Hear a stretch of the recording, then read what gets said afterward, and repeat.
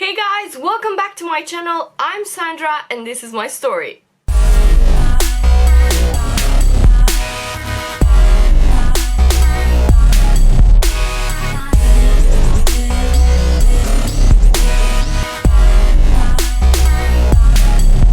Please don't forget to hit the thumbs up button if you like this video, subscribe to my channel and turn on the notification bell to see my videos every Tuesday. In today's video, guys, I'm gonna talk about productivity. I know 2020 was a weird and a difficult year from this point of view, especially because the majority of us is working from home. And the biggest challenge of 2020 was to get in the mood and to make sure that this is your way of working from now on. I'm talking about working from home. I started to work from home in March last year, and I worked from home for the last 10 months, which is a lot, but I tried to keep my productivity in the right place and make sure that I managed to finish my tasks on time and I managed to have that life-work balance.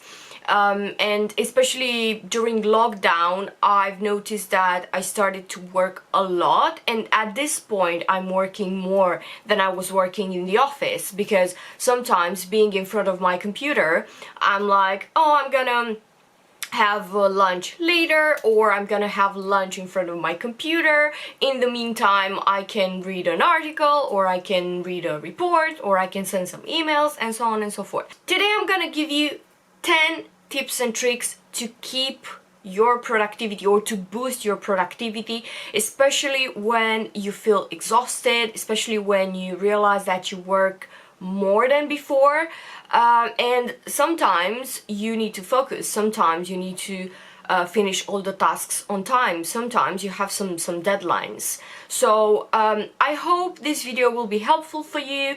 There are some things that I already tried, and some of the tips and tricks are from you guys, because I asked you on Instagram the other day, what are the activities that you are doing when you feel exhausted or when you want to take a break. I prepared my list here as usual, and the first one is to set up your office. Now, I know it could be hard. For example, I don't have a proper office at home, but I try to arrange something. So to have like a desk, a comfortable chair, and of course to have different bits and pieces on your desk, which can help you to do your work.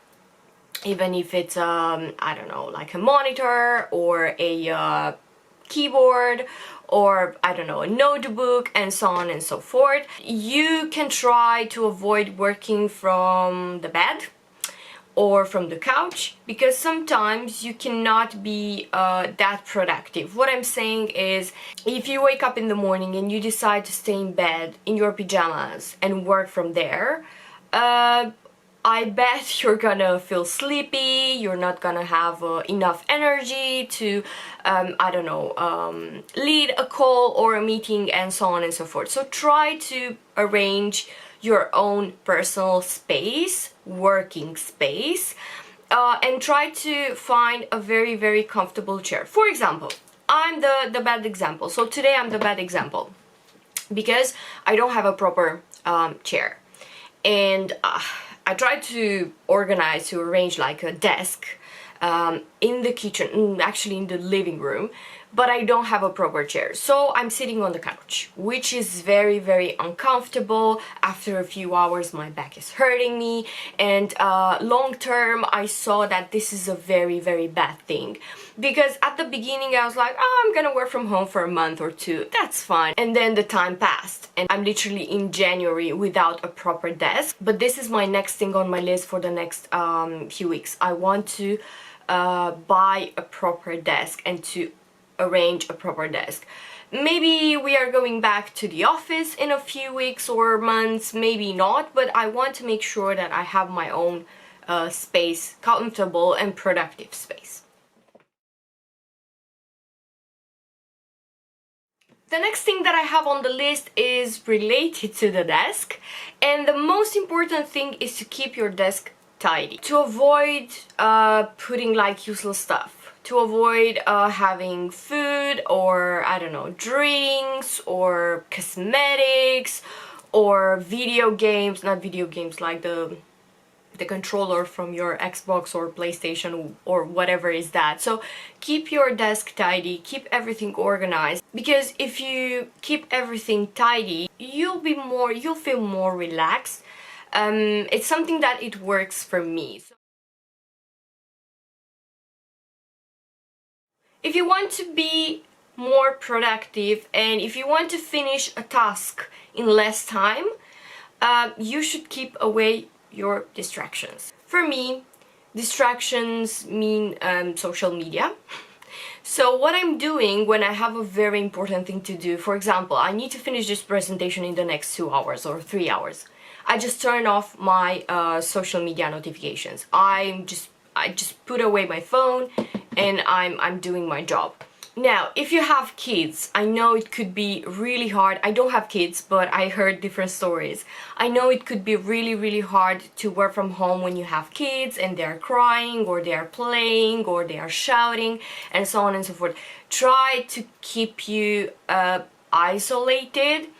Of course, I'm not saying to ignore your kids, but if you have a very important project to work on, maybe you can ask someone to help you with your kids, because the kids will interrupt you all the time because they want attention, yeah? So it's totally fine from their side, but if you have something very important to do, maybe you can lock yourself, not lock, like literally lock yourself up in a room, or you can go somewhere else to work. Breaks are really important. I know you are not in the office, you are not going for a cigarette outside with your colleagues, you are not going to meet someone, but you need your breaks, because these are very important for our mind, for our body. Get away from your computer and don't skip lunch. And I know I'm again the bad example here, because sometimes I have lunch in front of my computer doing other stuff related to work, and this is how I end up working from 9 a.m. or 8:30 or 8 a.m. It depends, because I'm more productive in the morning, and we're gonna talk about productivity hours in a bit. I end up to work from 8:30 until 6 p.m. with only maybe 10 minutes break when I'm going out for a cigarette, or I'm going to, I don't know, the loo or something like that, which is not healthy, and I feel like we need these breaks. Maybe if you have a very busy morning and you have to finish that thing, you have a task, you have a deadline, and you need to finish that before, I don't know, 11 a.m. or 12, let's say. Try to take a break after you finish that thing. I know you have other things on your list, you need to take care of other tasks, but please take a small break between the tasks, because this is how you can relax your body, this is how you can get some fresh air, I don't know, go for a walk, do whatever makes you happy and relaxed, and don't think about that task. You will think about that next task or activity or whatever meeting, very important meeting with the CEO of the company. Think about that after the break. It will help you. Make to-do lists. I have notebooks, I have a pen, I always have a pen, I always have a notebook for my activities, I have a notebook for work, I have a notebook for my personal stuff, like, I don't know, YouTube and Instagram content and so on and so forth. But every morning I make my coffee and I do my to-do list just before starting to read the emails and see what happened over the night and so on and so forth. Especially when you are working with different countries and different time zones, of course you're gonna have emails and requests in the middle of the night, but first things first, in the morning you will do your to-do list. I encourage you guys to put everything on paper. It's very you can keep everything very organized, and you can have a visual contact all the time with your to-do list. Of course, if you finish the task, just put a check in there, just remove it from the list. Having a to-do list will help you to prioritize the tasks and the activity. Sometimes we have 20 things to do and we have another 10 in the queue coming via, I don't know, email, Slack, Microsoft Teams, whatever platform you are using at work. So try to do that to-do list and try to understand how much time do you need for a specific task. And then you can talk to your team, or you can talk to your manager saying that, okay, I have 5 tasks, I need 1 hour, 1.5 hours for each of them. I cannot take care of something else. What is the priority? Of course, you can establish the priorities by yourself, but sometimes you depend on other people. And then you need to have a quick catch up with your team. I don't recommend long calls. You don't need an hour to speak to the team and prioritize the tasks. You only need like 10 or 15 minutes to keep everything very short, very briefly. Guys, this is what we need to do for today. What is the priority? And then you will manage to organize your work and you will manage to finish everything on time. I think this is the hardest part, and this is the hardest thing to do when it comes to pushing back when a deadline is not reasonable, or pushing back when someone has a ridiculous request. I know it's really hard, especially when you work with clients.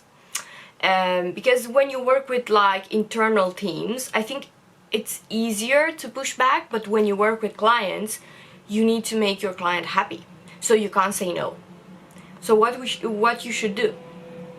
Well, we already discussed about being organized, having the to-do list, making the to-do list in the morning, prioritizing the tasks. So these will help you to overview the entire activity and tell the client with arguments and reasons why you can't do that presentation by tomorrow morning 10 a.m. Or if you need to do something but you need help from other teams, from the, I don't know, production teams or creative team or, I don't know, strategy team, and so on and so forth, you need to synchronize with their workload, and you need to be aware that they are working on other stuff as well. So they might not be able to help you right away to finish that thing for your client. So you need to discuss with the client, you need to be honest, and you need to be transparent. You don't need to be rude. You don't need to say no from the beginning. You can say no in a nice way, explaining the situation. I'm pretty sure the client will understand. Well, some clients don't understand. It is what it is. We can't change them, but some clients really understand, and you can push back a deadline or a, I don't know, delivery date or something like that. The key is communication, be honest, be transparent, and have a real reason. Another trick to boost your productivity is to be organized. So what I'm doing is to keep trackers and Excel sheets with all my activities and all my projects. This is helping me mid-term as well, because yeah, on a daily basis I have my to-do list on my notebook. But when we talk about, I don't know, what is happening in 2 weeks or next month, I have the full list of tasks in there with how much time I spend doing that task. Of course, you can have the timesheets at work on a specific platform, but I like to keep my trackers and I like to keep everything in one place. I have trackers per projects, I have trackers per, I don't know, maybe regions, and so on. And for this, I have some really cute templates, guys, for you to keep your work organized. You can also use a task manager if you have a team and you don't have and you don't want to be all over the place with the emails to chase people 100 times a day to finish a task, you can use task manager platforms. And there are some really nice platforms out there. They are free and they are offering you the chance to keep everything tracked, to monitor the activity across the team, and to chase people through the app instead of sending emails and seeing their boss and seeing the client and so on and so forth. When it comes to being organized, you should keep in mind the access for other people to your work. This is the digital era. Everything is online. Please make sure that you keep your work, your files, your presentations, your reports in a drive, in a shared folder for your colleagues to access that in case you are ill or you're on holiday and so on. You should keep all the documents or all the links to those documents in a tracker, and you can share that tracker with the team, and it will be easier for everyone. Instead of that, I don't know, colleague to Slack, to send you a Slack message, hey, where is that presentation for the client X, or can you please send me that report from last month.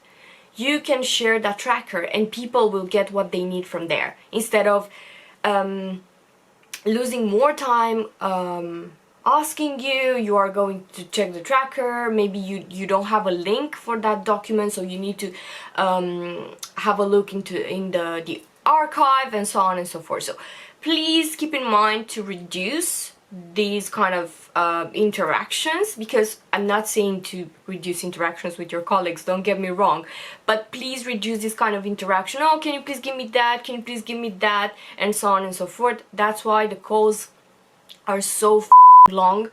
Trust me guys, I have calls for like an hour and a half, and we don't have time to discuss whatever we have on the list, because people are talking about different things and different issues that they have on their side. So it's a nightmare, and I end up to have like 7 hours of calls a day and to not having time to do the actual work. So I need to work overtime, and this is not healthy, this is not productive, and I feel like you need to be your own boss when it comes to working hours and planning work, and to be organized. Again, organized, this is the key.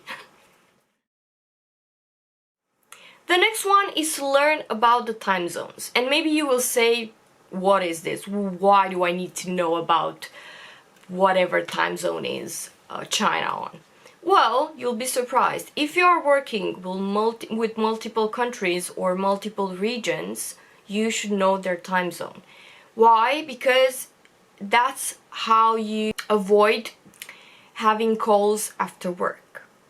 And this is something very annoying, because people are not thinking about time zones. They are not thinking about your time zone. So make sure you are thinking about theirs, because you can tell them, look, I'm on this time zone. Or if you don't want to sound like rude, hey, I'm in London, I'm 5 hours ahead of you guys, I don't care if you are inviting me to a meeting at 8 p.m. in the night, because I'm not gonna join that. You can take ownership and schedule that call for everyone, and make sure that you find an available slot for everyone on both time zones, because no one wants to have late calls and no one wants to have early calls.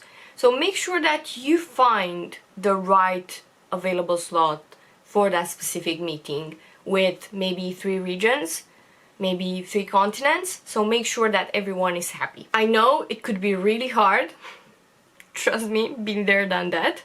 I used to work with Latin America and Australia, and I used to have calls at 2 a.m. in the morning, and just because they didn't give a shit about my time zone, which is something that I don't encourage you guys to do. Please keep in mind all the time zones. I have all the time zones on my phone, or not necessarily all the time zones, but I have like the main locations or the main countries I'm working with. If I'm not sure about a specific region, I'm just checking on my phone or on the internet. And at work, my email is on both GMT and EST time zones. If you don't know what are the time zones, I can leave you in the description box a link to learn about the time zones, and you can actually convert. If you want to schedule a meeting at, I don't know, 3 p.m. UK time, you can put the 3 p.m. in there, and that website will show you what time is it in, I don't know, Brazil, for example. Discover your productivity hours. This is really important when it comes to people who are not morning people or who feel lazy after lunch. On that one, I'm more productive in the morning. So at this point it's 8:20 a.m. and I woke up at 6. I filmed something for my Instagram. Now I'm filming this video for YouTube, and then I will start working. Today I start work at 10:30. We have this Winter Wednesday thing, which is really good. Basically once a week, every Wednesday, we start working at 10:30 in the morning. We don't finish at 6. Don't ask me why. But well, sometimes, no, I'm exaggerating. Sometimes we finish at 6, sometimes not. But I feel like I have time for myself to do different bits and pieces. But usually I wake up at 6:30, it depends. I make my coffee, I do my to-do list, I read my emails. Of course, I have breakfast. Before breakfast, I'm having my skincare routine, my makeup, and so on and so forth. By the way, I'm gonna prepare in the next few weeks a video about how to look nice for the Zoom calls with minimum products, so you don't expect to see a drag queen makeup look. Just like the basic, you know, just to look fresh, to not look tired or sick or things like that. I forgot what I was saying. One eternity later. Yeah, okay. So I was saying that I'm waking up in the morning, I do my routine, and then I start reading emails and making my to-do list around 8 o'clock. Because at 9, when everyone is online, to make sure that I have everything, like I'm updated with everything and I can start my day. Sometimes when I have a lot of things to do, I wake up very early. I start working at, I don't know, 6:30, 7 a.m. in the morning, because in the afternoon I feel very tired and very lazy, especially after lunch. Around 3 o'clock I'm like, I cannot focus, and I have moments when I'm so tired and I feel like it takes ages to finish a task. So I'm trying to organize everything in the morning. If you are different than me, then you can sleep until 8, 9, I don't know, and then you can be productive in the evening, and you can do your work in the evening and make sure that is ready by the next day, or on the next day when everyone is going online at 9 o'clock, you have already done that thing from the night before. And the last but not least, when you feel exhausted. What you should do when you feel exhausted, and this is something that you helped me with, guys, because I asked you on Instagram, as I mentioned before, what do you do when you feel exhausted? And I got some really interesting responses. Every time when you feel exhausted, you should take a break, because your brain is not working anymore, you are not focused, and you are not productive. You are not going to do that thing. It will take longer than usual, and you will be more tired, yeah? So you can try to take a walk, you can try to take a break, I don't know, going out for a smoke, or eating something. Eat some fruits, they are really nice and fresh and refreshing. Some people are dancing when they feel exhausted. they turn the music on and they are dancing for like 5, 10, 15 minutes. Some people get some sleep. I don't know if you are aware of this, but some cultures have different behaviors when it comes to work. For example, I have a friend who went to South Korea, and after lunch, everyone was sleeping for an hour on the desk. The Google offices, for example, they have I think it's sleeping pods or something like that. I hope I won't give you like the wrong information. They have rooms for sleep.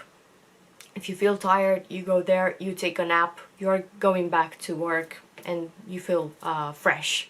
Some people meditate. I don't know how to meditate. I don't do this. I don't have enough patience to learn how to meditate, but some people do that and it works for them. Some people do a workout. I don't know. There are so many things to do when you take a break and you want to stop thinking about work and you want to boost your productivity. But the most important thing is to do what you like and to do what makes you happy. That was it for today, guys. I hope you enjoyed this video. I hope you found it useful. Please don't forget to subscribe to my channel and let me know in the comments down below what makes you boosting your productivity when it comes to work from home, because this is something that we talked about in today's video. Thank you so much for watching, guys. Spread the beauty. Take care and see you next time. Bye.